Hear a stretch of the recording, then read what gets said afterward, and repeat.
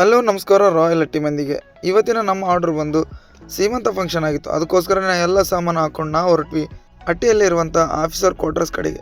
ಲೊಕೇಶನ್ನ reach ಆಗಿ ಎಲ್ಲ ಸಾಮಾನು ಅನ್ಲೋಡ್ ಮಾಡ್ಕೊಂಡು ನಾವು ವರ್ಕ್ ಮಾಡೋಕ್ಕೆ ಸ್ಟಾರ್ಟ್ ಮಾಡಿದ್ವಿ. ಈ ಡೆಕೋರೇಷನ್ ಬಂದು ಸಿಂಪಲ್ ಆ್ಯಂಡ್ ಯುನೀಕ್ ಆಗಿ ಕಾಣಬೇಕಂತ ಕಸ್ಟಮರ್ ಹೇಳಿದರು. ಸೊ ಅದರಲ್ಲಿ ಕಸ್ಟಮರು ಕೂಡ ನಮಗೆ ಸಜೆಷನ್ ಮಾಡಿದರು ಇದೇ ಥರನೇ ಡೆಕೋರೇಷನ್ ಬರಬೇಕಂತ.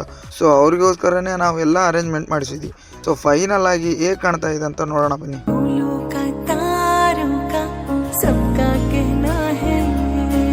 आने वाला है घर में नन्हा सा मेहमान,